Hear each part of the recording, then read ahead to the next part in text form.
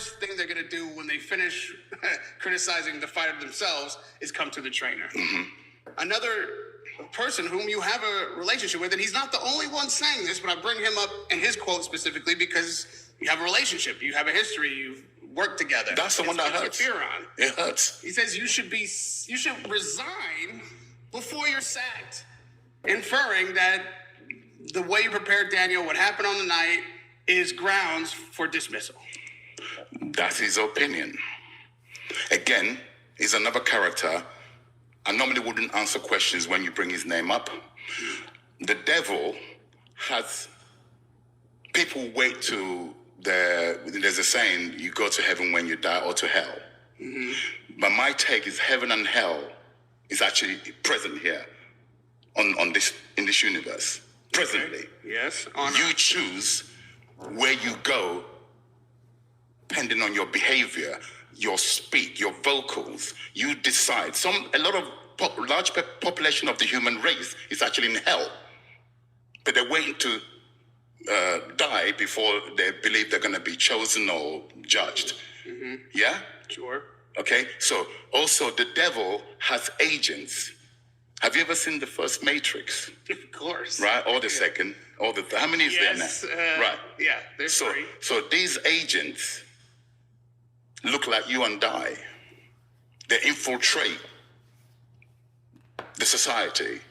They walk around like you and I. They appear like you and I, but they're agents. Right?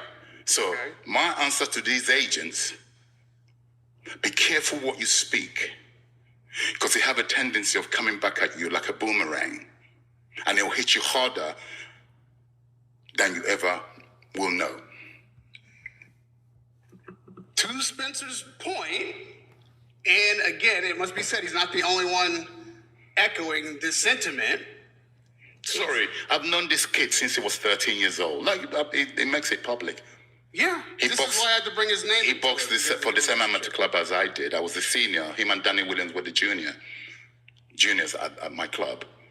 So someone who actually knows me, not saying he should be pro me and not speak his mind, to the degree he's hoping and wishing that I should get my P45. My son showed it to me. My son wants to retaliate. I said, no, my spirit is very strong. Of course, my background, I've been prepped for this. From the minute I was born to the things I went through in the horrible, terrible war, civilian war in my country, I managed to come to the UK. I've made good of, UK have served me well. UK has given me opportunities. UK have aided me to become who I've become today, hopefully to spread it, to help my community to be able to have an effect on all this. It saddens me when I see all this crime, this stabbing and shooting of young men, and part of, I didn't want to say this, the part of the journey mission is to be able to be in a position to be able to get my community together. Never mind anyone else's community. We have to take charge of our own community, to correct our community. Yeah? So I'm doing this boxing thing. I didn't know this is the vehicle that God gave me to be able to have a voice, to be able to do well. And then this, so it saddens me when, like I said earlier on, I will repeat, this is the behavior and the mentality we're doing to ourselves. The black race I'm talking about, we're doing it, we're self-inflicting. Right? When you recognize somebody who's trying to do something positive, embrace it, encourage it. Right? Especially a black man in the history of the sport, right? That's got to this level by work ethic, by destiny, by every means you could think of for me to. I didn't know I was going to get to this level. Never. It's God's work. Not to enrich and empower myself to be able to utilize it in a positive way, for my community. So it saddens me, we're so-called brothers, mainly it's coming from my own skin people. Hence why I can't do nothing about any other people, any other race people. I'm sure they're all at it as well, but it saddens me and the people who are actually close to me. I think that's it, Don, because you are going to get quite a bit of response having most definitely about race. I think. Well, fine. Well, I think. Yeah, what part of it? I think I'm making myself very clear. Tell me, please, if I'm not making myself clear. My reasons. It's clear. Yes, it's loud and clear. I think maybe it is this emotional because these particular people are this close to you that happen to be black, and it's making you that much more aggravated. Well, they happen to be black, yes. But I don't know that it is it's on the basis of race. I think what they're doing is hurting you personally because of your relationship to them. And will you please do kindly ask them why are they doing for cheap laughs? I'm quite a smart guy. When I hear these things directed at me, I ask, if you're a detective trying to catch the criminal, you look for the motive, right? Please, can you ask these individuals, what is your motive? What do you want to achieve from this? I should get the sack. I'm doing the wrong training. I challenge the person who said, I used to train him. Come and into my current setup, you would not survive. You got to hang with killers. No, we don't want to be killers. Killers get jailed.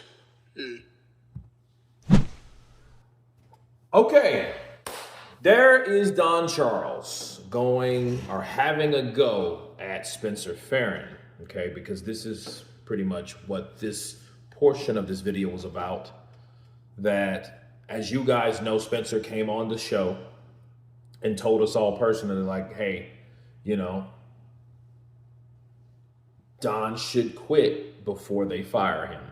Now, of course, you know where Don Charles just took it. He pulled the race card, and it's crazy. It's like, when in doubt, pull the race card. When in doubt, pull the race card. You're doing that because you're black on black crime, black on black criticism. We shouldn't do this as brethren. You have the same skin color as me, this, that, and the other. At any time and no time did Spencer Fearon say that this has anything to do with race or he was trying to bring him down. I have to counterpunch this because I am responsible for it, because Spencer Fearon came on the show and told us, like, listen, they don't care for him, and it wasn't because his skin color. It didn't have anything to do with it. In fact, I don't think any of that had anything to do with anything. Because Danny Dubois was with Shane McGuigan, and Shane McGuigan is not the same skin color as them, or they, right? So, that being said, it's like, okay, well, there are other reasons. Like Radio Raheem, that's why I let it play out, because I wanted to hear how Radio Raheem was going to respond. And it was like, well, yeah, it was other people that said it, which he didn't get onto it, because I'm not going to drag that interview out. But what the point he made was, it was, other things other than race, where you're trying to take it. I think it was more of a personal thing, like AJ and Rob McCracken and how Carl Froch felt a certain way. That had nothing to do with race at all. That had everything to do with respect and the closeness of the people that were being criticized, like this in point. So we have Don Charles, Spencer Fearon, Don Charles saying that his son, George Fox, I believe his name is, took it to his attention. And I think what happens, and this is what people do that are close to you, they push your buttons. So if John Fox showed him something, I wonder if he showed him the video in its entirety. Because sometimes people will show you certain clips of certain things that they only want you to see. And for what I know about Team Dubois, which George Fox was the son of Don Charles, he spread it. He talked a lot of shit. So he instigated a lot of particular different things. Like, he wanted to retaliate and he had to tell his son no. So yeah, his son is behind a lot of potential bullshit, uproar. You know what I mean? So it's like, well, if that guy also wanted to retaliate, also is known to talk shit and start shit, don't you think that he is more than likely capable of starting more things by sending you things out of context? Because that's all it is. It was stuff out of context that he heard Spencer Fearon say, but not everything that Spencer Fearon said. So if Don Charles really wants to know anything about what Don Charles said in his entirety, he needs to come to my channel and he needs to see the interview that I had with him. Okay, so it's not anything to do with race or anything like that, because after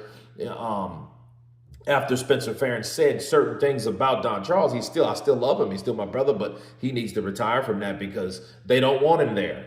That has nothing to do with how bad of a coach he was. You know, we talk mainly on, I think the focus should be on how good Usyk is. You know what I mean? And again, when Radio Raheem did start that video, he did say the most obvious true thing that I ever heard. And I agree with 100%. That when some fighter gets their ass whooped, what do? They blame the trainer. And that's this situation. Not Spencer Fearon blaming Don Charles for Daniel Dubois getting his ass whooped. Okay, it wasn't even towards Don Charles. And I think Don Charles needs to stop pointing the finger based on someone sending him shit. If they're sending him shit, that means they don't have the best intentions for him and they only want to use it for their own agenda. So again, George Fox, young guy, like, you know, aggressive. Maybe his intentions is to start some shit. He wants to fight. He's angry. He wants to beat somebody up. He wants to retaliate. Those are the type of things that you would do if you want to get that done, if you have that type of agenda. Whereas I don't think Don Charles wants to. I just do think, and I agree with Radio Raheem, that he is emotional right now because his fighter lost to the better fighter. Okay? And what someone's opinion said, hey, I think he should quit before he gets retired. I think that's actually, it makes more sense. But to counter Radio Raheem, it wasn't implied that he did a bad job. No, it implies that his father, Daniel father, Stan Dubois, does not really care for Don Charles anyway, okay? And because of that, that's the reason, or that's the alleyway for you out the door. That's that window. That's that door of opportunity for you to get out because he didn't want you anyway. And like I say, and like I said, and I own what I said, like I believe that Spencer owns what he said. Listen, if he feels that way, that Don Charles is not doing a good job, why don't he train his own damn son? That's what he needs to do, because it looks like, based on what I noticed, it was Daniel always looking at his father weigh the fucking 4 or 5 rounds instead of the guy in front of him, Don Charles. And Don had to give him a little Sean Connery to say, hey, look at me. Pay attention to me. Listen to what I'm telling you. Don't do this, do this. Don't do that, do this. That's what he had to do with Daniel, because Daniel was constantly distracted looking over at his daddy. If that was that type of case, he needed to be trained by his daddy then. And that's what Spencer Fearon was saying. Like, look, you know, he needs to go ahead and resign, do the respectful thing, because they're going to fire you anyway. And if you know that, boom. You know, so here's the deal. All these interviews of protection and deflection and all these particular defensive interviews that Don Charles makes, what the fuck happens when they fire him and they give him the axe? Because obviously he's not going to do what Spencer Fearon recommended him doing, retire or resign or quit. He ain't doing that. So what's going to happen when, hey, look, they fired you. What are you going to say then? Counterpunch. But you guys tell me what you think about this video with Don Charles telling Spencer Fearon, be careful what you say to others. It may come back to hit you 2 times fold. Of course, please subscribe. And you guys been Counterpunch.